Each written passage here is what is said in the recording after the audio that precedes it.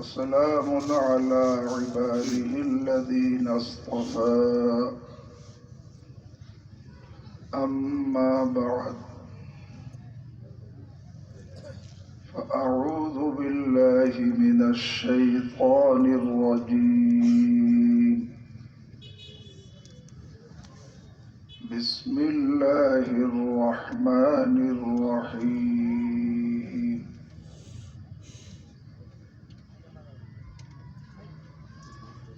كلوا من طيبات ما رزقناكم ولا تطغوا فيه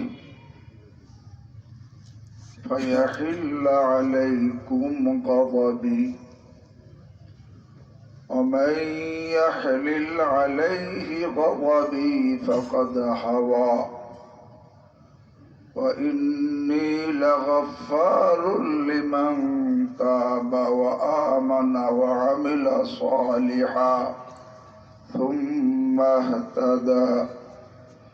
وقال النبي صلى الله تعالى عليه وسلم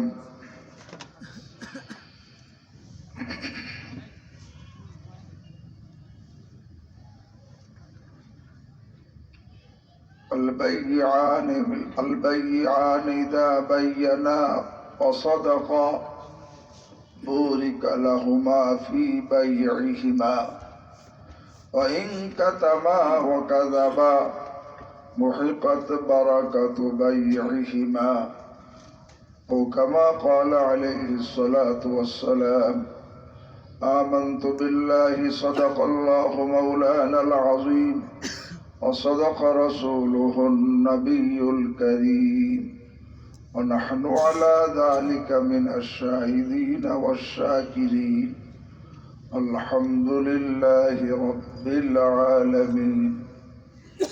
سبحانك لا علم لنا إلا ما علمتنا إنك أنت العليم الحكيم. حضرت علماء کرام، طلباء عظام، محترم حاضرین، পর্দার আলে মা ও বোনেরা, আল্লাহ রাব্বুল আলামিন আরহামুর রাহিমিন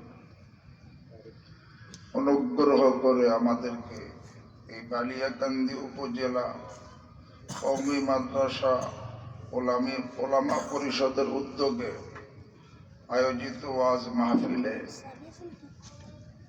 শরীক হয়ে কোরআন ও হাদিসের কথা শোনার তৌফিক দান করেছেন। আল্লাহ রাব্বুল আলামিন আমাদেরকে এখানে যে কোরআন ও হাদিসের সহি কথা আলোচনা হয়েছে আমাদেরকে আমলের তৌফিক দান করেন। আমিও কোরআনে কারিমের থেকে কিছু তেলাওয়াত করেছি এবং বুখারী শরীফের হাদিস থেকে একটি হাদিসও আপনাদের সামনে পড়েছি। এই দুইটাকে সামনে নিয়ে কিছু কথা। কোরআন ও হাদিসের প্রত্যেকটা কথাই জরুরি, প্রয়োজনীয়, দরকারি। তবে একই মজলিসে সব কথা না আলোচনা করা সম্ভব, না শোনা সম্ভব। এই জন্য কোন এক আয়াতকে সামনে নিয়ে কিছু আলোচনা করা হয়। তবে কোরআন ও হাদিসের এটা বৈশিষ্ট্য, যদি কোনো ব্যক্তি কোন এক আয়াতের উপরে পরিপূর্ণভাবে 16 আনা আমল করতে পারে আল্লাহ রাব্বুল আলামিন তাকে পুরো কোরআনের উপর আমলের তৌফিক দিয়ে দেন। সুবহানাল্লাহ। এটা কোরআনে কারীমের বৈশিষ্ট্য। তো আমি যে আয়াত পড়েছি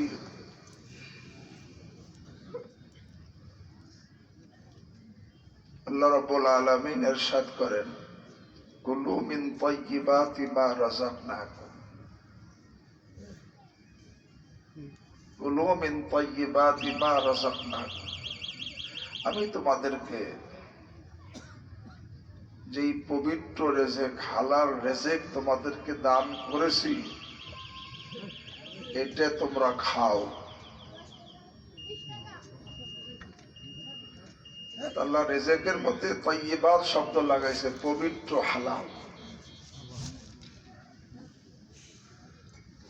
কারণ রিজিকের মধ্যে হালালও আছে, হারামও আছে। যার উপার্জন হালাল তার রিজিক হালাল, যার উপার্জন হারাম তার রিজিক কি হারাম। সোজা কথা। যার উপার্জন হালাল তার রিজিক হালাল, আর যার উপার্জন হারাম তার রিজিক কি হারাম। এই জন্য হাদিসের মধ্যে আসছে কাসবুল হালালি ফারিজাতুন বাদাল ফারাইজ, অন্যান্য ফরজ আদায়ের পরে হালাল উপার্জন করা একটা ফরজ। হালাল উপার্জন একটা ফরজ। কেমন ফরজ? যে আমার যত আমল আছে সমস্ত আমলের জন্য হালাল রুজি, আমল সহিহ কবুল হওয়ার জন্য হালাল রুজি শর্ত। আমার নামাজ কবুল হওয়ার জন্য, আমার রোজা কবুল হওয়ার জন্য, আমার হজ কবুল হওয়ার জন্য, আমার দান খায়রাত কবুল হওয়ার জন্য, আমার উমরা কবুল হওয়ার জন্য, আরে যত ইবাদত আছে, তেলাওয়াত জিকির কবুল হওয়ার জন্য কি শর্ত? হালাল রুজি শর্ত। আর যদি কারোর রুজি হালাল না হয় তার কোনো ইবাদতই কবুল হবে না। বরং হাদিসের মধ্যে আসছে শুধু কবুল হবে না এমন না, লা ইয়ারবু লাহমুন নাবাতা মিন সুহতিন ইল্লা কানাতিন নারু আওলা বিহি। যেই গোশত হারাম দ্বারা বর্ধিত হয় সেই গোশতের জন্য জাহান্নামের আগুনই উত্তম হবে। যেই গোশত হারাম দ্বারা বর্ধিত হয়, বাড়ে, তার জন্য জাহান্নামের আগুনই উত্তম হবে। আর অন্য হাদিস আরো স্পষ্ট বলছে, লা ইয়াদখুলুল জান্নাতা জাসাদুন গুযিয়া বিল হারাম। যেই দেহের খোরাক হারাম সেই দেহ জান্নাতে প্রবেশ করবে না। হারামকে এখানে হাদিসের মধ্যে সুহত বলা হয়েছে। সুহতুন, আসলে সুহতুনের আবিধানিক অর্থ কিন্তু হারাম না। সুহতুনের আবিধানিক অর্থ হলো মাথা একেবারে হলক করে দেওয়া, চাইছে ফেলানো। বলা হয় সাহাত্তু রাসাহু আয় হালাক্তু, আরবিতে বলা হয় সাহাত্তু রাসাহু, আমি তার মাথাকে কি করছি? হলক, চাইছে ফেলছি। চাইছে ফেলছি মানে এখন একটা চুলো বাকি নেই। তো সুহতের আবিধানিক অর্থ চেষে ফেলা। চাষলে একটাও কি থাকে না, বাকি থাকে না। সুহত শব্দ দ্বারা হারামকে কেন নাম রাখা হয়েছে? মাআরিফুস সুনানের মধ্যে আল্লামা ইউসুফ বানুরী রহমাতুল্লাহ আলাইহি লিখতেছেন যে সুহত দ্বারা হারামের নাম রাখা হয়েছে এই জন্য, লিআন্নাহু ইয়াহলিকু জামিআদ-দ্বীন। হারাম পুরো দিনকে একেবারে চেষে ফেলায়। সে দিনের যত কিছু করে সব তাকে চেষে ফেলায় কিসে? হারাম। আল্লাহ এই জন্য হারাম থেকে বাঁচা। আমার হযরত রহমাতুল্লাহ আলাইহির একটা কথা, হযরত বলতেন, আরে হালাল এক ভি না ছোড়ো আর হারাম এক ভি না করো। হালাল একটাও তুমি চাইও না, সব ভোগ করো, কিন্তু হারামের কাছেও চাইও না।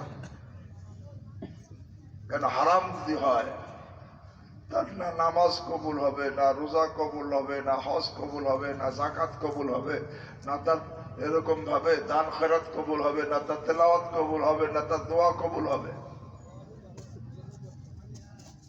আল্লাহ, হালালটা কেমন একটা ফরজ, হালাল উপার্জন করা কেমন ফরজ, যে সব যত আমল করব প্রত্যেকটা আমল আল্লাহর দরবারে কবুল হওয়ার জন্য কি শর্ত? হালাল শর্ত। এটা হালাল শর্ত। ইমাম মুহাম্মদ রাহিমাহুল্লাহর কাছে একজন জিজ্ঞাসা করছেন, আপনি কোন তাসাউফের কোন কিতাব লিখলেন না? তাসাউফ মানে আত্মশুদ্ধি, যার দ্বারা মানুষের আত্মা পবিত্র হয়। আমি তো লিখছি। বলে কই? বলে কিতাব বইও লিখেছি, ব্যবসার অধ্যায়, এইটাই কিতাব তাসাউফ। যখন আরে হালাল ভাবে উপার্জন করবে তা আত্মশুদ্ধি এমনি হয়ে যাবে। কারণ হালাল হলো এমন জিনিস, হালাল যার দ্বারা একে তো হালাল যেটা হয় নূরানি হয়। যখন যে হালাল ভোগ করে, হালাল খায়, তার দিল নূরানি হয়ে যায়।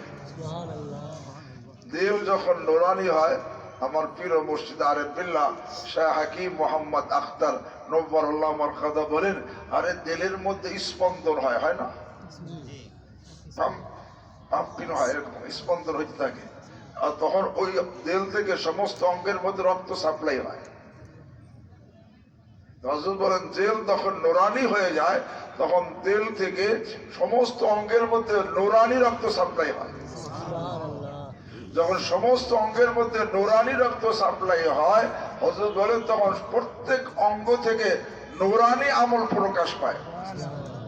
যখন সব অঙ্গ থেকে নূরানি আমল প্রকাশ পায়, তখন লোকটা সব অঙ্গ নূরানি হয়ে যায়। আল্লাহ হাবিব সাল্লাল্লাহু আলাইহি ওয়াসাল্লাম ফজরের নামাজে যখন যাইতেন, তখন দোয়া করতেন কি, আল্লাহুম্মা জাআল ফি কলবি নূরা, ওয়া বাসারি নূরা, ওয়া সামি নূরা, ওয়া ইয়ামিনি নূরা, ওয়া আন শিমাল নূরা, ওয়া মিন খালফি নূরা, ওয়া মিন আমামি নূরা, ওয়া মিন ফাওকি নূরা, ওয়া মিন তাহতি নূরা, আল্লাহুম্মা জাআলনি নূরা, আল্লাহুম্মা জাআল ফি লাহমি নূরা, ওয়া ফি দামি নূরা, ওয়া ফি শা'রি নূরা, ওয়া ফি বাশারি নূরা, ওয়া ফি লিসানি নূরা, আল্লাহুম্মা আ'তিনি নূরা। আল্লাহ সব মুখে নূরানি বানাই দেন। যে লোকটা হালাল খাবে, তো যেহেতু দিলের মধ্যে স্পন্দন, দিল নূরানি হয়ে যায়, আর দিলের মধ্যে যখন স্পন্দন হয়, আল্লাহু আকবার, সমস্ত ওই দেহের দিলে থেকে সমস্ত অঙ্গের মধ্যে নূরানি রক্ত সাপ্লাই হয়। যখন নূরানি রক্ত সাপ্লাই হয়, তখন চোখের দ্বারা নূরানি, আরে তার দৃষ্টি নূরানি দৃষ্টি হয়, অন্ধকারের দৃষ্টি হয় না, গুনাহের দৃষ্টি তার চোখ দ্বারা হয় না। জবান দ্বারা নূরানি কথা প্রকাশ পায়, কোন গুনাহের কথা জবান দ্বারা প্রকাশ পায় না। কানের দ্বারা আরে নূরানি কথা সে শোনে, কোন গুনাহের কথা কান দ্বারা সে শোনে না। আল্লাহু আকবার। হাতের দ্বারা নূরানি আমল হয়, পাও নূরানি আমল দিকে হেঁটে যায়। আল্লাহু আকবার। তার সব কিছু নূরানি হয়ে যায়। কি খাইলে? হালাল খাইলে, হালাল খাইলে। আল্লাহ এই জন্য হালালের উপার্জন করা, কাসবুল হালালে ফরিজাতুন বাদাল ফরায়েজ, অন্যান্য ফরজের পরে এটা একটা ফরজ। আল্লাহু আকবার। যাদের মধ্যে হালালের ফিকির থাকে, হারাম থেকে বাঁচার ফিকির থাকে, তারা কিভাবে বাঁচে, কিভাবে বাঁচে? আল্লাহ কিতাবের মধ্যে দেখছি, কিতাবের মধ্যে আল মারআতুল মুসলিমা, একজন প্রকৃত মুসলমান মহিলা, তার ঘটনা দেখছি। প্রকৃত মুসলমান, কি ঘটনা? যে তার স্বামী অসুস্থ শয্যাশায়ী, সে রাত্রিবেলা বাতি জ্বালাইয়া স্বামীর খেদমত করতেছে, কিন্তু স্বামী রাত্রেই মারা গেছে। মারা যাওয়ার সাথে সাথে ওই মহিলা ওই বাতিটা নিভে ফেলছে। পরে আর একটা বাতি ধরাইছে। লোকেরা জিজ্ঞাসা করলো যে আপনি আগের বাতিটা নিভেই ফেললেন আর পরে আর একটা বাতি জ্বালাইলেন। দেখো, এই বাতিটা আমার স্বামীর বাতি, স্বামীর টাকা দিয়ে কেনা, তেলও স্বামীর টাকা দিয়ে কেনা, এর মালিককে স্বামী। এখন স্বামীর বাতি জ্বালাইয়ে স্বামীর খেদমত করতেছিলাম। স্বামী যখন মারা গেছেন, এখন আর এই বাতির মালিক স্বামী নাই, তার সব অরিষ্ঠ মালিক হয়ে গেছে। এখন সব অরিষ্ঠ এখানে উপস্থিত নাই। আমার একার জন্য এই বাতি জ্বালাই আলো ব্যবহার করা হালাল হবে না, এই জন্য আমি বাতি নিভেই দিছি, আমার ব্যক্তিগত বাতি জ্বালাইছি। আর হালালের ফিকির, হারাম থেকে বাঁচার কিরকম ফিকির। হাকিমুল উম্মাত মুজাদ্দিদ বিল্লাহ শাহ আশরাফ আলী থানভী নব্বরাল্লাহু মারকাদা রেল স্টেশনে গেছেন, কোথাও সফরে যাবেন, সাথে কিছু সামান আছে। সামান, এখন ওই সামান ওজন করাইতে, সামান একটা পরিমাণ আছে যে মনে করেন 10 কেজি পরিমাণ, এটা ফ্রি, এর বেশি হলে কি করা লাগবে? ভাড়া দেওয়া লাগবে। এখন সামান নিয়ে হযরত থানভী রাহিমাহুল্লাহ ওই যেখানে ওজন হয় সেখানে গেছে। টিকিট মাস্টার ওনাকে চেনে, বলতেছে হুজুর আপনার সামান মাপ এই ওজন করা লাগবে। আমি জানতাম। বলে কেন? সামান তো একটু বেশি হইতে পারে। বলে কেন? বলে এই জন্য যে এর টিকিট লাগবে না। লাগবে না কেন? ওজন তো বেশি হয়, পরিমাণে যেটা ফ্রির থেকে বেশি, ফ্রি যতটুকু তার থেকেও বেশি যদি ওজন হয় আপনি এর ভাড়া লাগবে না কেন? আমি আপনার থেকে টিকিট নিব না, টিকিট চাবো না, তো লাগবে কেন? তখন কিছু আপনি কত দূর যাবেন? আমি অমুকের স্টেশন মধ্যে যাবো। থানভী রাহিমাহুল্লাহ আমি তো আরো আগে যাব, আমি দ্বিতীয় টিকিট মাস্টারকে বলে দেবো, সেই জন্য আপনার কাছে এর সামান এর ভাড়া না চায়। সে কত দূর যাবে? সমক্ষণ যাবে। বলে থানভী রাহিমাহুল্লাহ আমি তো এর থেকে আগে যাব, আমি ওই দ্বিতীয় টিকিট মাস্টারকে বলে দিব, সে তৃতীয় টিকিট মাস্টারকে টিটিকে যেন বলে দেয় যে আপনার কাছে ভাড়া না চায়। থানভী রাহিমাহুল্লাহ সে কতটুকু? বলে আমি অমুক শেষ স্টেশন যাবো। থানভী রাহিমাহুল্লাহ আমি তো আরো আগে যাব। বলে আপনি এর আগে কোথায় যাবেন? বলে ট্রেন তো শেষ। বলে এর আগে আমি কবরে যাব। তখন কোন টিকিট মাস্টার বলে দিবে যে ভাড়া লাগবে না? আরে হালালের হারাম থেকে বাঁচার কি পরিমাণ আরে ফিকির। আল্লাহ হযরতে থানভী রাহিমাহুল্লাহ এক খলিফা, তারা খেলাফতি দিছে। সে তার ছেলেকে নিয়ে থানা ভবন আসছে। আসার পরে কথায় কথায় বলতেছে খলিফা যে ছেলের হাফ টিকিট করে আসছে। তো থানভী রাহিমাহুল্লাহ জিজ্ঞাসা, ছেলের বয়স কত? কয় 13 বছর। 13 বছর তো আপনি হাফ টিকিট কেন করলেন? 12 বছর বলতো কি হাফ, 13 বছর তার কি ফুল টিকিট। বলে আপনি 13 বছর হয়ে গেছে, আপনি হাফ টিকিট কেন করছেন? যে দেখা যায় 12 বছর মতোই। ইন্না লিল্লাহ। থানভী রাহিমাহুল্লাহ বলেন ইন্না লিল্লাহ, আমি আপনাকে খেলাফতিতে ভুল করছি, আপনার তো দিনের হাওয়াও আপনার গায়ে লাগে নাই, আপনার খেলাফতে আমি কেটে দিলাম। বুঝেন নাই কথা? ছেলে 13 বছর বয়স, 12 বছরের পর্যন্ত ফ্রি, কিন্তু সে 13 বছরটা 12 বছর দেখা যায় দেখে কি করছে? হাফ টিকিট করছে। হযরত থানভী রাহিমাহুল্লাহ তার খেলাফতি কেটে দিচ্ছে। এর হালাল হারামের তমিজ নাই। হালাল হারামের তমিজ তার নাই। হযরত থানভী রাহিমাহুল্লাহ এক এলাকায় ওয়াজে গেছেন। এখন ওয়াজ থেকে ফিরবেন, যেখানে ওয়াজ করছেন সেখান থেকে প্রথমে রেল স্টেশন আসতে হবে। রেল স্টেশন 22 মাইল দূর। 22 মাইল ঘোড়ার গাড়িতে আসতে হবে। আর রেল রাত 9টায় ছাড়বে, রাত 9টায়। এখন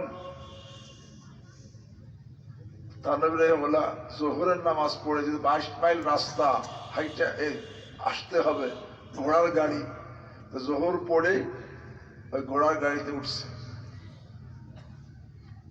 তখন হালকা হালকা বৃষ্টি শুরু হয়েছে, তো গাড়িওয়ালা দ্রুত গাড়ি চালাইতেছে। বৃষ্টি শুরু হয়ে গেছে, কারণ তারা আবার ফিরে আসতে হবে। এরপরে আসরের পরপরই মানে মাগরিবের বেশ বাকি এমন সময় স্টেশনে পৌঁছে গেছে। কিন্তু স্টেশনটা ছোট স্টেশন, কোনো যাত্রী সামনে নাই। ওই যারা আসে দাঁড়াই থাকে, গাড়ি আসলে উঠে চলে যায়। টিকিট মাস্টারের জন্য ঘর আছে, আর যাত্রী ছাউনি নাই। এখন ওই আসরের পরে বসছে ওখানে, কিন্তু বৃষ্টি হইতেছে। আর গাড়ি আসবে রাত 9টায়। একটু ভিতরে পেরেশান, এখানে কোন যাত্রী ছাউনি নাই, এই ফাঁকা জায়গা, বৃষ্টি চলতেছে। এখন গাড়িওয়ালা তো আমাদের নামাই দিয়ে কি চলে যাবে, এই বৃষ্টির মধ্যে কোথায় দাঁড়াবো চিন্তা করতেছেন। ওনা যাওয়ার সাথে সাথেই হিন্দু টিকিট মাস্টার বের হয়ে আসছে, এসে বলতেছে মৌলভী আশরাফ আলী কোন হয়? মৌলভী আশরাফ আলী কে? तो बोलसे लोग राजी नहीं। आइए आपके बैठने के लिए मैंने जगह का इंतजाम किया है, আসেন আপনাকে আপনার বসার জন্য জায়গার ব্যবস্থা করছি। ওনার টিকিট মাস্টারের এক রুম, পাশে আর একটা সামান রাখার রুম, স্টোর রুম বলে, ওই সামান এক পাশে সরাইয়া ওখানে বসার কি করছে জায়গা করছে। তো সেখানে গিয়ে বসছে, শুকর আদায় করছে, আলহামদুলিল্লাহ এখন আর এই বৃষ্টির কারণে ভিজা লাগবে না। গাড়ি হতে চলে গেছে নামাই দিয়া। এখন যখন নাকি মাগরিবের সময় নিকটবর্তী, কামরা অন্ধকার হয়ে গেছে, থানভী রাহিমাহুল্লাহ খুব পেরেশান। কি পেরেশানি, যে যেই লোক সামান সরাইয়া বসার ব্যবস্থা করছে, সেই লোক তো এই রাত 9টা পর্যন্ত আমাকে অন্ধকারে রাখবে না, অবশ্যই বাতি দিবে। কিন্তু সে সরকারি টিকিট মাস্টার, সরকার তাকে তেল দেয় সরকারি কাজের জন্য, বাতি এবং তেল সরকারি কাজ, টিকিট কাটার জন্য তাকে সরকার দিয়েছে, কোনো ব্যক্তির ব্যবহারের জন্য কি দেয় নাই। এখন এই টিকিট মাস্টার হিন্দু বিচারা, সে তো এই বাতি অবশ্যই দিবে। তো সরকারি বাতির তেল, সরকারি বাতি, তেলও সরকারি, এই তেলের বাতি, এই বাতি জ্বালাইয়ে রুমে যখন দিবে, এই আলো গ্রহণ করা আমার জন্য হালাল হবে না, জায়েজ হবে না। কিন্তু জায়েজ হবে না, কিন্তু আমি হিন্দু বিচারাকে বলি এটা জায়েজ নাই, তখন সে উপহাস করবে। জায়েজ না জায়েজ কি বুঝবে, সে উপহাস করবে। তো বললে উপহাসের পাত্র হই, না বললে হারামে লিপ্ত হই। এই জন্য পেরেশান। আল্লাহ মনে রাখবেন, মনে রাখবেন, দুনিয়ার মধ্যে যত বিপদ আছে, একজন মাথা ভাঙছে, পাও ভাঙছে, হাত ভাঙছে, হ্যাঁ কোমর ভাঙছে, আর যত বিপদই আছে, এই সব বিপদের থেকে বড় বিপদ হলো গুনাহে লিপ্ত হওয়া। গুনাহে লিপ্ত হওয়া সব বিপদের চাইতে কি বড় বিপদ। হাত ভাঙছে, পাও ভাঙছে, মাথা ভাঙছে, কোমর ভাঙছে, যাই ভাঙছে, এই ভাঙ্গার কারণে সে আসামি হবে না, কিন্তু গুনাহের আসামি হয়ে কোথায় যাবে? সমস্ত আরে যত বিপদ আছে। এই জন্য শাইখুল হিন্দ মাহমুদ হাসান দেওবন্দি রহমতুল্লাহ আলাইকে যখন ইংরেজরা ধরছে আরব থেকে, মক্কা মুকাররমা থেকে, তখন উনি বলছে আলহামদুলিল্লাহ, আরে দরবারা গ্রেফতার সুদাম, হ্যাঁ নাদার মাসিয়াত, বিপদে লিপ্ত, বিপদে পড়ছি ঠিক, কিন্তু গুনাহে লিপ্ত হয়নি, আলহামদুলিল্লাহ। গুনাহে লিপ্ত হওয়া সব বিপদের চাইতে বড় বিপদ। এখন তো বুঝে আসতেছে না, কবরে গেলে বুঝে আসবে কত বড় বিপদ, হাসরের ময়দানে বুঝে আসবে কত বড় বিপদ, গুনাহ কত বড় বিপদ।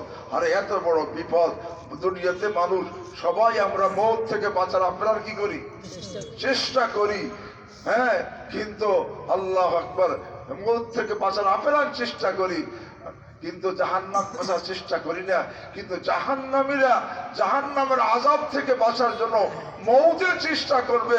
আর মালিক দারোয়াকে 1000 বছর পর্যন্ত ডাকবে, ইয়া মালিক লিয়াকদি আলাইনা রব্বুক, ইয়া মালিক লিয়াকদি আলাইনা রব্বুক, ইয়া মালিক লিয়াকদি আলাইনা রব্বুক। হে মালিক, আপনার রবকে বলেন আমাদের মৌত দিয়ে শেষ করে দেয়।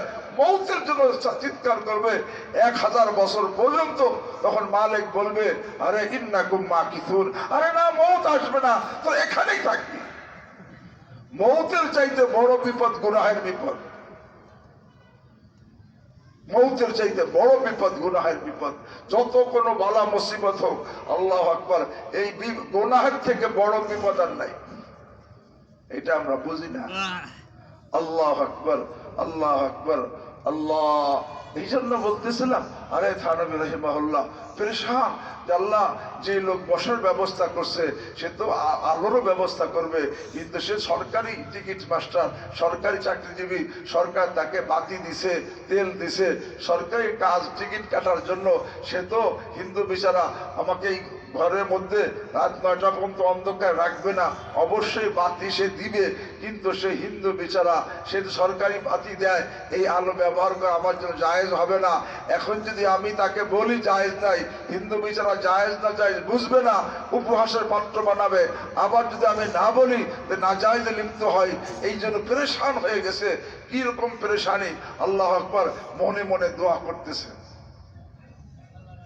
আল্লাহ, আল্লাহ আপনি এই বিপদ থেকে আমাকে বাঁচান। আল্লাহ বললে উপহাসের পাত্র হই, না বললে হারামে লিপ্ত হই। এমন সময় আল্লাহ ওই হিন্দু টিকিট মাস্টার তার পিয়নকে ডাক দিয়ে বলতেছে, হে পিয়ন, শোনো, আমার যে একটা বাতি, আমার ব্যক্তিগত বাতি, যেটা আমি বাড়ি থেকে এনেছি, যেই বাতি আমার নিজের টাকায় কেনা, যেটা তেল আমার নিজের টাকায় কেনা, ওই বাতিটা ধরাই দিয়ে আসো। এতগুলো কথা ওই বিচারটা কেন বলাইছে? আল্লাহ থেকে তার বান্দা পেরেশান, তার পেরেশানিকে দূর করার জন্য তার জবান দিয়ে সব কথা বলাই দিচ্ছে। তা বলতেছিলাম, আরে ভাই, আরে ভাই, আরে হারাম থেকে বাঁচা কত দরকার। আল্লাহ, এটা বড়, আরে হারাম থেকে বাঁচা, এই হালাল উপার্জন, এটা ফরজ ইবাদত, এটা ফরজ ইবাদত। হারামের দ্বারা সব বরবাদ হয়ে যায়। তার তাহাজ্জুদ হোক, আরে তার আল্লাহু আকবার, হারাম খাওয়ার দ্বারা দিল অন্ধকার হয়ে যায়। আল্লাহ মাফ করে, অনেক সময় হারাম খাওয়ার কারণে, আরে তার হালাল হারাম যখন তার মধ্যে হারাম ঢুকে যায়, দিল অন্ধকার হয়ে যায়, তখন আর সে হালাল হারামের পার্থক্য ভুলে যায়। তখন সে বিভিন্ন গুনাহে জড়িত হয়। আল্লাহ কিতাবের মধ্যে লিখছে, এক লোক বনি ইসরাইলের মধ্যে ছিল, বনি ইসরাইলের মধ্যে, যে নাকি বড় আলেম ছিল, ইসমে আজম জানতো, মুস্তাজাবুদ দাওয়াত ছিল, মুস্তাজাবুদ দাওয়াত সে ছিল, আল্লাহর সাথে পরামর্শ করে কাজ করত, এবং সে এত বড় কারামত তার ছিল যে তাকাইলে আরশ পর্যন্ত দেখত। আল্লাহ, এর নাম ছিল বালাম ইবনে বাউরা। এই তার গোত্রের লোকেরা এই বালাম ইবনে বাউরার কাছে আসছে যে মুসা আলাইহিস সালাম ওই যে কওমে জব্বারিনদের মধ্যে ছিল বালাম ইবনে বাউরা, তো মুসা আলাইহিস সালামকে আল্লাহ হুকুম দিয়েছেন উদখুল আরদাল মুকাদ্দাসাল্লাতী, হ্যাঁ এই তুমি শামে প্রবেশ করো, এই যেখানে কওমে জব্বারিন তোমাদের পৈতৃক জায়গা, তখন তাদের সাথে যুদ্ধ হবে। এখন মুসা আলাইহিস সালাম বাহিনী নিয়ে সে কাছে আসছে, তখন এই কওমে জব্বারিনের লোক এই বালামের বাউরা যে নাকি মুস্তাজাবুদ দাওয়াত ছিল, তারে কয় যে আপনি মুসা আলাইহিস সালামের বিরুদ্ধে বদদোয়া করেন, মুস্তাজাবুদ দাওয়াত বদদোয়া। উনি কয় যে না, সে একজন আল্লাহর নবী, তার বিরুদ্ধে আমি বদদোয়া করবো না। এখন পিড়াপিড়ি করতেছে, কিন্তু পরে কয় ঠিক আছে আমি আল্লাহর কাছে জিজ্ঞাসা করি আল্লাহ কি বলেন। আল্লাহকে জিজ্ঞাসা করছে যে আমি বদদোয়া করবো কিনা। আল্লাহর পক্ষ থেকে তাকে স্বপ্নের মধ্যে বলা হয়েছে খবরদার আমার নবী এর বিরুদ্ধে বদদোয়া করিস না। তখন বালামের বাবুরা বলছে আরে আমি আল্লাহকে জিজ্ঞাসা করছি, আল্লাহ বদদোয়া করতে নিষেধ করছেন, আমি করব না। তখন সে হাদিয়ার নামে ঘুষ দিছে, ঘুষ। এটা হালাল না হারাম? হারাম। যখন হাদিয়ার নামে ঘুষ দিছে, এইটা গ্রহণ করছে, গ্রহণ করার পর দুর্বল হয়ে ইমান শক্তি কে গেছে, দুর্বল হয়ে গেছে। তখন দুর্বল হয়ে গেছে, আল্লাহু আকবার, এখন আবার পেয়াপি শুরু করছে। কাছে কাছে আজকে আবার আল্লাহকে জিজ্ঞাসা করে দেখি আল্লাহর পক্ষ থেকে কি উত্তর আসে। আজকে জিজ্ঞাসা করছে, আজকে আর কোন উত্তর আসে নাই। তখন তার গোত্রের লোকেরা বলছে আমি আল্লাহকে জিজ্ঞাসা করছি, আল্লাহর পক্ষ থেকে কোনো উত্তর আসে নাই, এটা নিষেধ বা দোয়া বদদোয়া করবো বা করবো না কিছু বলে নাই। এখন তার গোত্রের লোকেরা বলে তাহলে বোঝা গেল আল্লাহ নিষেধ করলে এখন নিষেধ করতেন, এখন আর নিষেধ নাই, আপনি বদদোয়া করেন। তখন এই বালাম ইবনে বাউরা বদদোয়ার জন্য জাবালে একটা পাহাড়ে উঠেছে, দোয়া করতো। সে পাহাড়ে রওনা হয়েছে গাধায় চড়ে, গাধা কিছু দূর চলছে, পরে বসে গেছে, পরে সে পিঠে উঠেছে, আবার কিছু দূর চলছে, আবার বসে গেছে, আবার পিঠে উঠেছে, এরপরে আবার কিছু চলে বসে গেছে। তখন আল্লাহ রাব্বুল আলামিন গাধাকে পিটানো শুরু করছে, গাধার জবান খুলে দিছে। গাধা বলছে আমা তারাল মালাইকা তামামি তারুদ্দুন্নি আন ওয়াজহি হাদা, আরে হে বালাম দেখো না ফেরেশতারা আমাকে ঠেকাই দিছে, আর যাইস না খবরদার, গেলি ধ্বংস হয়ে যাবে। আল্লাহ কিন্তু আগে তো হারাম খেয়ে ভিতর গিয়ে গেছে, নষ্ট হয়ে গেছে। এরপরে যখন নাকি এই গাধা কথা বলছে, এরপরেও যখন নাকি সে ফেরে নাই, আল্লাহকে যা চাই দিয়েছে। পরে মুসা আলাইহিস সালামের বিরুদ্ধে বদদোয়া করছে, ওর তা জিব্বে বের হয়ে গেছে, বেঈমান হয়ে গেছে, সব চলে গেছে। কেন? এই যে এখন তার প্রথমে যে হারাম খাইছে, হারাম খাওয়ার পরে ভিতরে যখন নাকি ইমানের শক্তি নষ্ট হয়ে গেছে, একের পর এক খারাপের মধ্যে লিপ্ত হয়েছে, এমনকি পরে কি হয়ে গেছে, বেঈমান হয়ে গেছে। এই লোকই পরে বই লিখছে আল্লাইসা লিল আলামি সানে, জগতের কোন সৃষ্টিকর্তা নাই। নাউযুবিল্লাহি মিন যালিক। তো বলতেছিলাম আরে হারাম খাইলে ভিতর নষ্ট হয়ে যায়। আল্লাহ বলছে কুলু মিন তাইয়্যিবাতি মা রাযাকনাকুম, আমি তোমাদেরকে যে পবিত্র হালাল রিজিক দান করছি এটা খাবে। আল্লাহ হালাল খাইলে কি হয়? আরে হালাল তো বরকতের হয়, হালাল নুরানি হয়। কেমন নুরানি হয়? একটা ঘটনা শুনেই। হযরতে আহমদ ইবনে হাম্বল রাহিমাহুল্লাহ, ইমাম আহমদ ইবনে হাম্বল রাহিমাহুল্লাহ, ইমাম শাফি রাহিমাহুল্লাহর উস্তাদ ছাত্র, ইমাম শাফি রাহিমাহুল্লাহর ছাত্র ইমাম আহমদ ইবনে হাম্বল রাহিমাহুল্লাহ।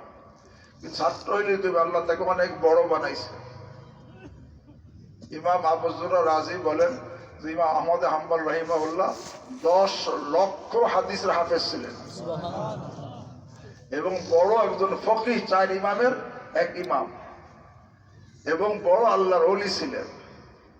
এই জন্য শাফি রাহিমাহুল্লাহ ইমাম আহমদ এবং এই ইমাম আহমদ হাম্বল রাহিমাহুল্লাহ বাগদাদে থাকতেন, আর শাফি রাহিমাহুল্লাহ শেষ সময় মিশরে থাকতেন। তো মিশর থেকে বাগদাদে ইমাম আহমদ হাম্বল রাহিমাহুল্লাহ কাছে চিঠি লিখছেন। এই চিঠি লিখছেন বহুদিন যাবৎ মোলাকাত হয় না, মিশরে আসলে সাক্ষাৎ হতো।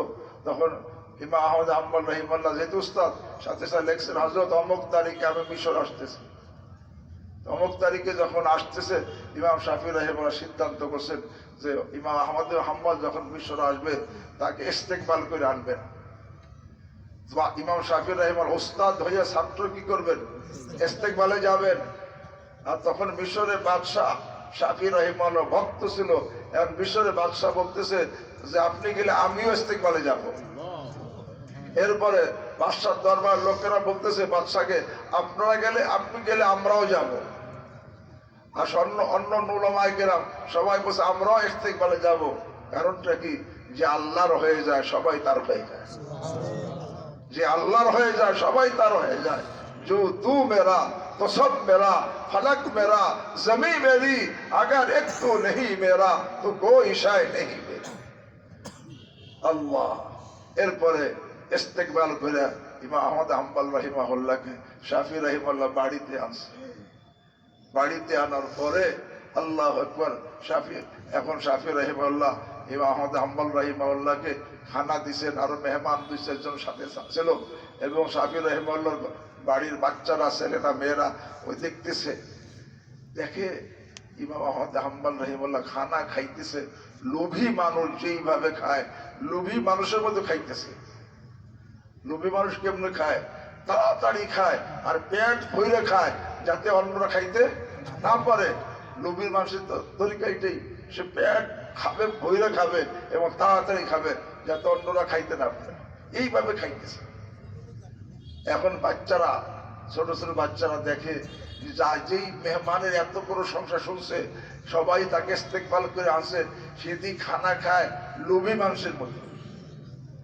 বাচ্চাদের কোনো প্রশ্ন হইলে সাথে সাথে প্রশ্ন করে বসে। তখন শাফি রাহিমাহুল্লাহ জিজ্ঞাসা করতেছে এ কার এত বড় সংসার করলেন, সেদিন খানা খায় লোভী মানুষের মতো। শাফি রাহিমাহুল্লাহ বলছেন এই দৃশ্যটা তো আমার নজরে পড়ছে, কিন্তু সে আমার মেহমান, আমি তাকে কিছু বলতে পারি না, কারণ মেহমান একরাম করা ইমানের অঙ্গ। ঠিক আছে, এখন খানা খাওয়া হয়ে গেছে, ঈশার নামাজের সময় হয়েছে। তো শাফি রাহিমাহুল্লাহ ইমাম আহমদ হাম্বল রাহিমাহুল্লাহ দুইজন ঈশার নামাজ পড়তে মসজিদে চলে গেছে। এখন এই ইমাম আহমদ হাম্বল রাহিমাহুল্লাহ নামাজ পড়া এসে শাফি রাহিমাহুল্লাহ বাড়িতে আরাম করবেন, এই জন্য বাচ্চারা এক কামরা ঠিক করছেন মেহমানের জন্য, যেখানে রাত্রে ঘুমাবেন, বিশ্রাম করবেন, কামরা ঠিক করছে। এবং বাচ্চারা যেহেতু শাফি রাহিমাহুল্লাহ বাড়ির বাচ্চা, তাদের বুঝ যে প্রত্যেকে তো তাহাজ্জুদ পড়ে, যেহেতু আল্লাহ এত বড় লোকটির কথা শুনলাম, সে অবশ্যই তাহাজ্জুদ পড়বে। তাহাজ্জুদ পড়তে ওযু লাগবে, ওযু লাগবে পানি লাগবে। এই জন্য বাচ্চারা বুদ্ধি করে এক লোটা পানি ওই কামরার মধ্যে রেখে দিছে, যাতে শেষ রাতে ওযুর প্রয়োজন যখন হবে পানি পাইতে যাতে কি না হয়, কষ্ট না হয়, পানি রেখে দিছে। তো শাফি রাহিমাহুল্লাহ ইমাম আহমদ হাম্বল রাহিমাহুল্লাহ ঈশার নামাজ পড়ে ঘরে আসছেন। মেহমান ইমাম আহমদ হাম্বল রাহিমাহুল্লাহর জন্য যে কামরা ঠিক করা হয়েছে তিনি সেই কামরায় গেছেন। শাফি রাহিমাহুল্লাহ তার কামরায় গেছেন, সারা রাত সেখানে যার যার কামরায় ছিলেন। যখন ফজর রক্ত হয়েছে, আবার ইমাম শাফি রাহিমাহুল্লাহ আহমদ হাম্বল রাহিমাহুল্লাহ কামরাতে বের হইয়া ডাইরেক্ট মসজিদে চলে গেছেন নামাজ পড়তে। যখন মসজিদে গেছে, ওই বাচ্চারা উঠছে, যদি মেহমান রাত্রে ছিলেন, বিছনা এলোমেলো হয়ে গেছে, তো ঠিক করে আসি। বিছনা ঠিক করতে গেছে, যায় দেখে যে বিছনা তেমন এলোমেলো হয়েছে কি হয় নাই, কিন্তু দেখে যে লোটার পানি লোটাই রয়েছে, পানি খরচ হয়, ব্যবহার হয় নাই। তখন বাচ্চারা বুঝছে তো তাহাজ্জুদ পড়ে নাই। তাহাজ্জুদ পড়লে তো ওযু করতো, ওযু করলে পানি খরচ হইতো, তাহাজ্জুদ পড়ে নাই। কেমন এত নাম শুনলাম, কেমন মানুষ। তাহাজ্জুদ পড়া তো ফরজ ওয়াজিব না। কিন্তু বড় প্রশ্ন, এই রুম থেকে, এই কামরা থেকে বেরোয় সরাসরি মসজিদে চলে গেছে আর ওযুও করে নাই, এই অবস্থায় ফজরের নামাজ পড়ছে। ওযু ছাড়া কিভাবে ফজরের নামাজ পড়লো? বাচ্চাদের মাথা মানে তাদের প্রশ্ন, মাথা ঘুরতেছে। যখন নাকি ফজর পড়ে আবার বাসায় ফিরছে শাফি রহিমাহুল্লাহ, ইমাম আহমদ হাম্বল রহিমাহুল্লাহ, তখন বাচ্চারা ধরছে শাফি রহিমাহুল্লাহকে, আপনি কার কথা এত প্রশংসা করছেন? যেই লোক খানা খায় একটা লোভী মানুষের মতো, হ্যাঁ, এবং যেই লোকের এই তাহাজ্জুদ পড়ে না, লোটায় রয়েছে, না পড়ে না পড়ুক, পরে সে ওযু না কইরা কি করছে? ফজরের নামাজ পড়ছে। তখন শাফি রাহিমাহুল্লাহ ইমাম আহমদ হাম্বল রাহিমাহুল্লাহকে জিজ্ঞাসা করতেছে যে তোমার মধ্যে এই পরিবর্তন কবেতে শুরু হয়েছে? তুমি তো এমন ছিল না। বলে কি পরিবর্তন? যে তুমি খানা খাইলা লোভী মানুষের মতো, আবার লোটার পানি লোটায় রয়েছে, ওযু করো নাই, যা হোক, তারপরে তুমি আর ওযু না করে ফজর নামাজ পড়ছো। তখন ইমাম আহমদ হাম্বল রাহিমাহুল্লাহ মুস্কি হাসি দিয়ে বলে, হযরত আলহামদুলিল্লাহ, আমার মধ্যে পরিবর্তন আসে নাই। যে তুমি যে খানা খাইলা লোভী মানুষের মতো, আবার লুটা পানি লুটায় রয়ে গেছে, আবার ফজর নামাজ পড়লে এই অবস্থায়। তখন বলে যে আমি খানা খাইছি লোভী মানুষের মতো ঠিক, কিন্তু খানার লোভে খাইনি। কিসের লোভে খাইছো? বলে যখন আমি খানার সামনে যখন বসছি, তখন দিলের মধ্যে আসছে আসমানের নিচে জমিনের উপরে এর চাইতে আর কোন হালাল খানা নাই। এই হালালের প্রতি একটা ভিতরে আগ্রহ সৃষ্টি হয়েছে, এর থেকে পবিত্র খানা তো পাবো না। এরপরে ভিতরে খেয়াল আসার পরে আমি খানার দিকে তাকাইছি, তখন আরো আশ্চর্য ব্যাপার, আমি দেখতেছি যে খানার উপরে নূরের বৃষ্টি বর্ষণ হইতেছে। তখন আমার মধ্যে লোভ লাগছে, এই খানা যত বেশি খাবো তত বেশি নূর পয়দা হবে। নূরের লোভে বেশি খাইছে, খানার লোভে কি বেশি খাই নাই, নূরের লোভে খাইছি হালাল খানা। পরে পরে বলেন এই খানা খাওয়ার কারণে আল্লাহ আমাকে দুইটা বরকত দিছে, একটা আমলে বরকত দিছেন, আর একটা এলেমে বরকত দিছে। বলে আমলে কি বরকত দিছে? বলে এই খানা খাওয়ার পরে আমার আর ওযু ভাঙ্গে নাই, ওই ওযু দ্বারা আল্লাহ আমাকে তাহাজ্জুদ পড়াইছে, ওই ওযু দ্বারা আল্লাহ আমাকে ফজর পড়াইছে। আর এলেমে কি বরকত দিছে? এলেমে বরকত দিছে আমি নামাজ পড়ে এসে রুমে যখন নাকি কামরা ঢুকে আমি শুইছি, তখন কোরআন এক আয়াত আমার সামনে আসছে, ওই আয়াত নিয়ে আমি গবেষণা শুরু করছি। এই গবেষণা করতে করতে এই এক আয়াত থেকে এই রাত্রে এমন 100টি মাসআলা আল্লাহ বের করার তৌফিক দিছেন, যেই মাসআলাগুলো ইতিপূর্বে আমি কখনো বের করতে পারি নাই। কিসের বরকতে? হালালের বরকতে। আল্লাহু আকবার। হে ভাই, আল্লাহ বলেন কুলু মিনাত তাইয়্যিবাত, কুলু মিন তাইয়্যিবাতি মা রাযাকনাকুম, হালাল খাও, হারাম থেকে বাঁচো। আল্লাহু আকবার। আমাদের দেওবন্দ মাদ্রাসার আসাতিজা কেরাম হারাম থেকে বাঁচার কেমন ইহতিমাম করতেন। যখন নাকি এক ক্লাস থেকে আর এক ক্লাসে যাইতেন, এক ক্লাস থেকে আর এক ক্লাসে যাইতেন, দৌড়িয়ে যাইতেন, হেঁটে যাইতেন না। কেন? কই দেখো আমি তো কিছু বেতন নেই, এই কিছু এই তাদরিসের সবক পড়ানোর বিনিময় এরকম কিছু বেতন তো নেই। এখন আমার ঘন্টা শুরু হয়ে গেছে, আমি আসতে গেলে আমার নির্দিষ্ট টাইমেতে কিছু সময় বাদ পড়ে যায়, এই জন্য আমি দৌড়িয়ে যাই যাতে একটা মিনিটও নষ্ট না হয়। একটা মিনিট আমি খেদমত করলাম না, ওই মিনিটের ওজিফা ভাতা আমার নেওয়া তো কি হবে না, হালাল হবে না। এই জন্য আল্লাহু আকবার, দেওবন্দ মাদ্রাসার আসাতিজা কেরামের এটা মামুল ছিল, সবক পড়াইতেছেন, এমন সময় বাহিরে কোনো লোক আসছে, তার সাথে তাকে ওই সময় বাদ দেওয়া, তাকে কথা উত্তর না দিয়েও পারা যায় না, তখন তার সাথে জরুরি কথা বলছে, ওই প্রত্যেক দিন যেই কয়েক মিনিট কথা বলছে কাগজে টুকে রাখছে, এই যে 5 মিনিট 10 মিনিট টুকে রাখছে, টুকে মাসের শেষে পুরা মিনিটকে যোগ করছে, যোগ করে দেখে যে কয় ঘন্টা হয়েছে। যেই ঘন্টা বলে আমাদের ঘন্টা তো 5-4টা ঘন্টা, এখন 4টা ঘন্টায় যে সময়, এখন যদি সারা মাস মিলে এরকম ভাবে 4 ঘন্টার সময় যদি দেখা যায় পড়ার সময় কথা হয়ে গেছে, তখন তারা বেতন নেওয়া আসা বলতো যে এই 4 ঘন্টা মানে একদিনের বেতন আমাকে নেওয়া, আমি নিব না, কারণ এই ঘন্টা আমি খেদমত করতে পারিনি। কুলু মিন তাইয়্যিবাতি মা রাযাকনাকুম, আর হালাল খাও।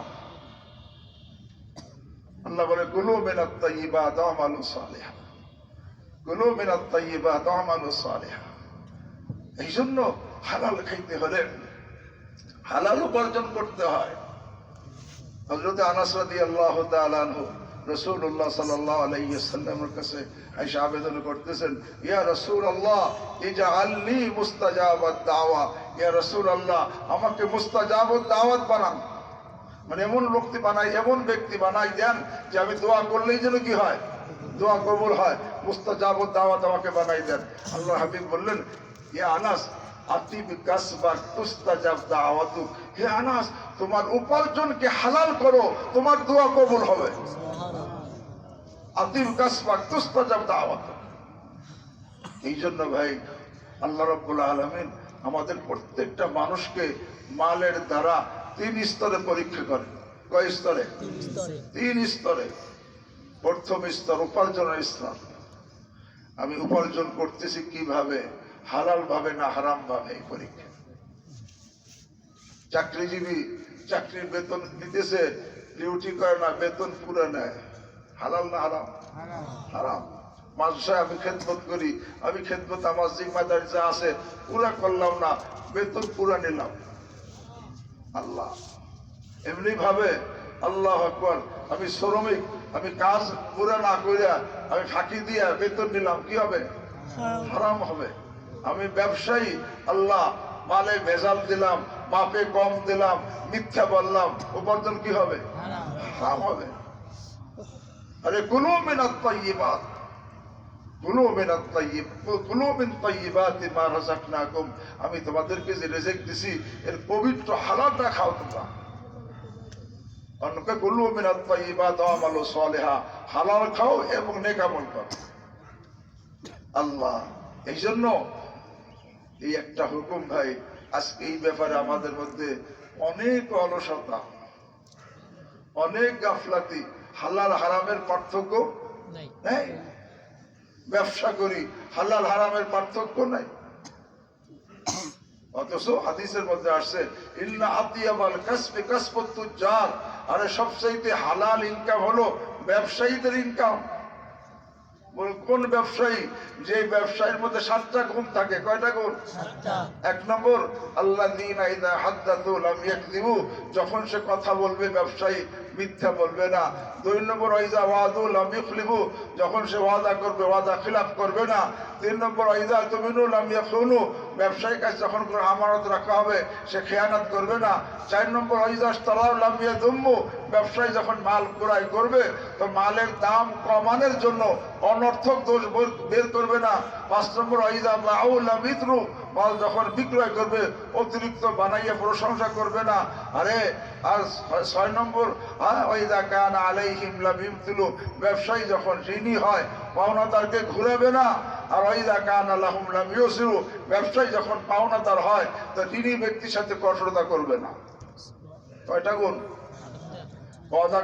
কথা বললে মিথ্যা বলবে না, বলেন কথা বললে ওয়াদা করলে খেলাফ করবে, আমানত রাখা হইলে খেয়ানত করবে না, মাল ক্রয় করার সময় অনর্থক মালের দোষ বের করবে না, এরকম বিক্রয়ের সময় অতিরিক্ত প্রশংসা করবে না। আর ব্যবসায়ী ঋণী হইলে পাওনাদারকে কি মনে রাখবেন, পাওনাদারের পাওনা দেওয়ার সামর্থ্য থাকা সত্ত্বেও আমি যদি ঘুরাই এটা জুলুম হবে, আমি জালেম হয়ে যাব। হাদিসে আছে মাতালুল গানি কি জুলমুন, মাতালুল যার নাকি এরকম ঋণ পরিশোধ করার সামর্থ্য আছে কিন্তু তারপর সে ঘুরায় দেয় না, আল্লাহ হাবিব বলে সে জালেম, সে জালেম। না, ব্যবসায়ী যার ইনকাম হালাল হবে সে কি ওয়াইদা কানা আলাইহিম লাম ইমতিলু, যখন সে আল্লাহু আকবার আলাইহিম, আরে যখন সে ঋণী হবে লাম ইমতিলু, সে পাওনাদারকে কি করবে না, ঘুরাবে না। আর 7 নম্বর ওয়াইদা কানা লাহুম লাম ইউসিলু, ব্যবসায়ী যখন পাওনাদার হয় আরে সে কঠোরতা করবে না। আরে আমাদের আকাবেররা হারাম থেকে বাঁচার কি পরিমাণে ইহতিমাম করতেন। আমাদের যারা হাদিস পড়ায় আমাদের সিলসিলা সনদের মধ্যে আব্দুল গনি মুজাদ্দিদি রাহিমাহুল্লাহ, তার উস্তাদ শাহ ইসহাক রাহিমাহুল্লাহ, এক লোক শাহ ইসহাক রাহিমাহুল্লাহকে দাওয়াত করছে, খানার দাওয়াত, উনি দাওয়াত কবুল করছে। কিন্তু আব্দুল গনি মুজাদ্দিদ রাহিমাহুল্লাহকে দাওয়াত করতে গেছে, উনি কয়ে যে না, আমি দাওয়াত কবুল করে নাই। এখন ওই লোক ছাত্র দাওয়াত কবুল করে না, উস্তাদ কি দাওয়াত কবুল করছে। এখন ওই লোক উস্তাদের কাছে ইসহাক রাহিমাহুল্লাহর কাছে বলছে, হযরত আপনার কাছে, আপনি তো দাওয়াত কবুল করছেন, কিন্তু আপনার ছাত্র আব্দুল গনি মুজাদ্দিদি রাহিমাহুল্লাহ সে কিন্তু কি করে নাই, দাওয়াত কবুল করে নাই। তখন শাহ ইসহাক রাহিমাহুল্লাহ আব্দুল গনি মুজাদ্দিদিকে ডাকছে, ছাত্র নাইকে বসে, আব্দুল গনি, আমি তো এর ইনকামকে হালাল মনে করি, এই জন্য দাওয়াত কবুল করছি। তখন উনি বলে, হযরত আমিও তো হালালই মনে করি, দাওয়াত কবুল করো নাই কেন? বলে অন্য কারণ, সেটা আপনি জানেন না। বলে কি? এই লোকটা ঋণী আছে। লোকটা কি দাওয়াত করছে, কি আছে? ঋণী আছে। এখন সে দাওয়াত খাওয়াইতেছে, এখন ঋণী আছে তার কাছে, তো হলো দাওয়াত না খাওয়ালে সে ঋণ পরিশোধের সামর্থ্য তার কি আছে। দাওয়াত খাওয়াইলে সে এখন আর ঋণ পরিশোধ করতে কি পারবে না, এই তার ঘুরান লাগবে। আর এই ঘুরাইলে এটা জুলুম হবে। আমি দাওয়াত খাইলে তার জুলুমের সহযোগিতা হয়, এই জন্য আমি দাওয়াত খাই, কবুল করিনি। বোঝেন এই কথা? আমরা তো পাইলাম তাহলে, দিলাম গালে, পাপ খাই তার কোনো গালে, তাই না? ইন্নালিল্লাহ। এই জন্য হাদিসের মধ্যে আসছে, আরে তুমি কি পেটে দিতেছো খেয়াল করো, কারণ কবরে সর্বপ্রথম তোমার পেট পচে যাবে, পেট পচবে সর্বপ্রথম। আল্লাহ কুলু মিন তাইয়্যিবাতি মা রাযাকনাকুম। আল্লাহ কই যে, আরে বলতেছিলাম যে উপার্জন, আল্লাহ মালের দ্বারা 3 স্তরে পরীক্ষা করে। এক নম্বর উপার্জন স্তরে, যে আমি হালাল ভাবে করি না হারাম ভাবে করি।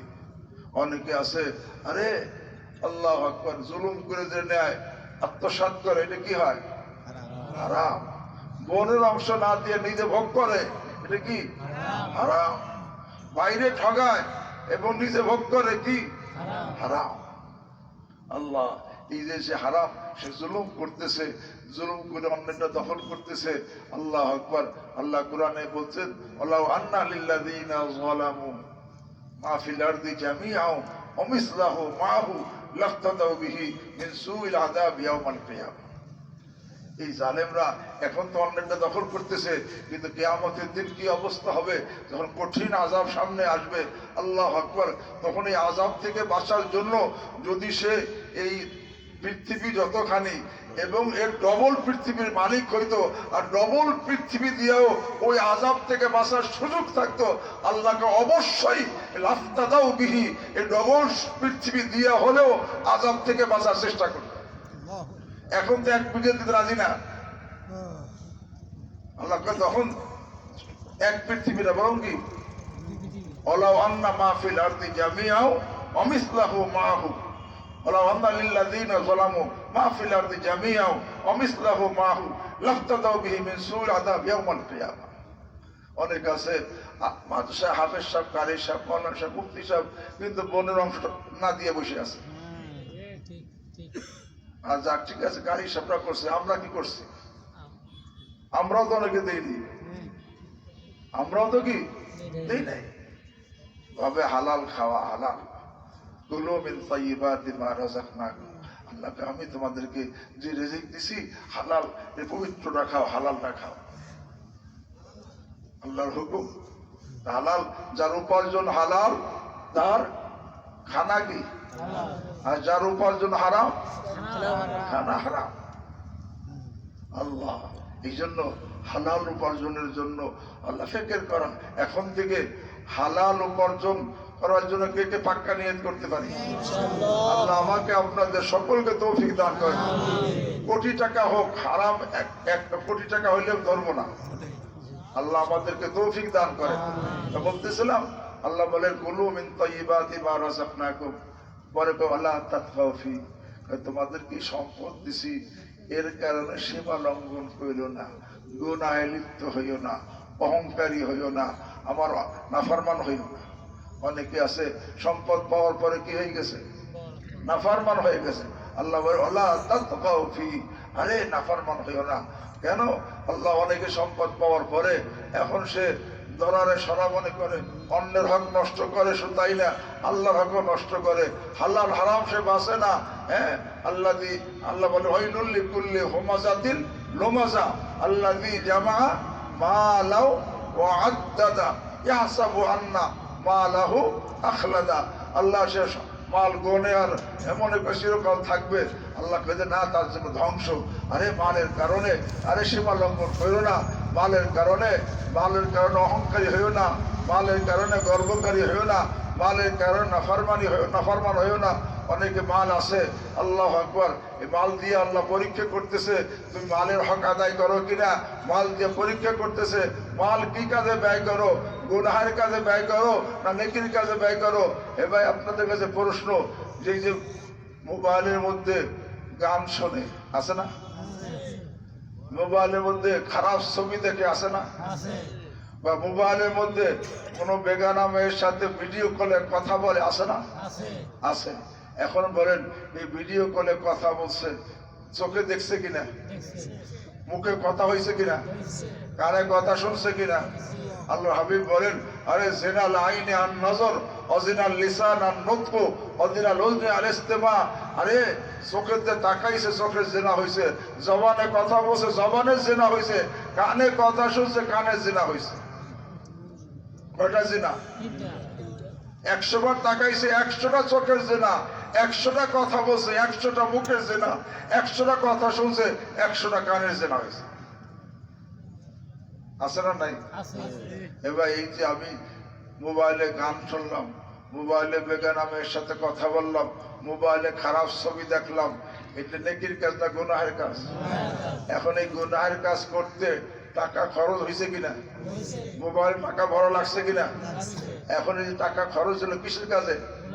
গুনাহের কাজে। যারা গুনাহের কাজে টাকা খরচ করে, আল্লাহ কোরআনে তাদেরকে কি বলছেন? ইন্নাল মুবাযযিরিনা কানু ইখওয়ানা শায়াতিন। আরে যারা নাকি গুনাহের কাজে টাকা ব্যয় করে, আল্লাহ কয় তারা শয়তানের ভাই। এ ভাই, আমাদের সমাজে শয়তানের ভাই আছে নাকি?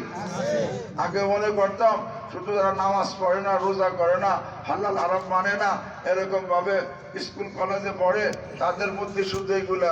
এখন থেকে যে না, অনেক নামাজির মধ্যে ঢুকে গেছে, অনেক মাদ্রাসা ছাত্রের মধ্যে ঢুকে গেছে, আরে কোন কোন উস্তাদের মধ্যে ঢুকে গেছে, ইমাম মুয়াজ্জিনের মধ্যে ঢুকে গেছে। কারণ আমি তো ওই ডাক্তারের কাছে রোগ এসে কয় না, তো শোনা যায় কি যখন রোগী আইসে যে আমার অবস্থা, আর এক মাসের মহাদ্দেশ এসে বলতেছে আমি তোমার সর্বনাশ হয়ে গেছি। আল্লাহ, দুনিয়ায় মানুষ আমার হাফেজ সব হোক, আর খানি সব বলুক, আর ইমাম সব বলুক, আর মুয়াজ্জিন সব বলুক, আর খতিব সব বলুক, আর বক্তা বলুক, আর শাইখুল হাদিস বলুক, আর মুফতি সব বলুক, আর যাই বলুক, আমি যদি গুনাহের কাজে টাকা ব্যয় করি, আল্লাহ কয় তুই তো শয়তানের ভাই।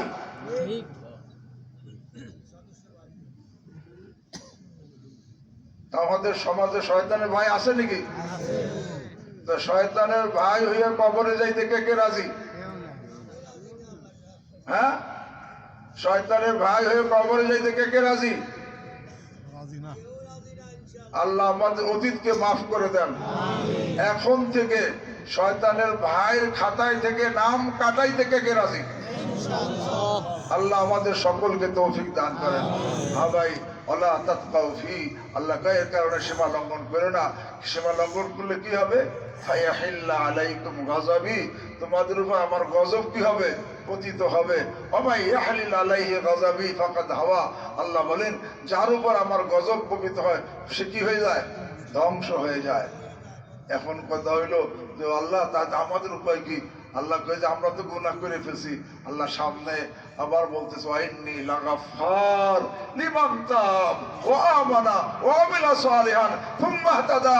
আরে যার যে নাফরমানি করে ফেলছে, গজব আসার যোগ্য, আল্লাহ এখন সে তওবা করে নেয়, ঈমান আমল ঠিক করে নেয়, আল্লাহকে আমি তার জন্য বড় ক্ষমাশীল। সুবহানাল্লাহ। ওয়া ইন্নী লাগাফফার লিমান তাব ওয়া আমানা ওয়া আমিলা আমালান সালিহা সুম্মা তাদা। আল্লাহ এখন থেকে সমস্ত গুনাহ থেকে তওবা করতে রাজি আছি ইনশাআল্লাহ, চোখের দ্বারা আর একটা গুনাহ করব না, ইনশাআল্লাহ, জবানের দ্বারা একটা গুনাহ করব না। আল্লাহ আমাদের তৌফিক দান করেন। আল্লাহ হাদিস পড়ছিলাম, আল্লাহ হাবিব বলেন ওই ইনকামের ব্যাপারে, আল বাইয়ান ইযা বাইয়ানা ওয়াকাদ সাদাকা বুরিকা লাহুমা ফি বাইইহিমা। যখন বিক্রেতা ক্রেতা তার মালের দোষ বলে দেয় এবং সত্য বলে, আল্লাহ হাবিব বলেন তাদের ব্যবসার মধ্যে বরকত দেওয়া হয়। ওয়াইন কাতামা ওয়াকাদাবা, আর মালের মধ্যে দোষ আছে সে গোপন করে আর মিথ্যা বলে, আল্লাহ হাবিব বলেন মুহিকাত বারাকাত বাইইহিমা, তাদের ব্যবসার বরকতকে মিটিয়ে দেওয়া হয়। বর্তমানে লাভ বেশির ফেকের সকলের আছে, বরকত বাড়ানোর ফেকের কারণে, তাই না? যখন নাকি দোষ করিতে পারে দাম কমবে, আর দাম কমলে লাভ কম হবে, লাভ কম হইলে কি হবে? বরকত বেশি হবে। লাভ কম হইলে কি হবে? বরকত কি বেশি হবে। আর বরকত বেশি হইলে সব প্রয়োজন পুরো হয়ে যাবে আরামের সাথে। কোথাও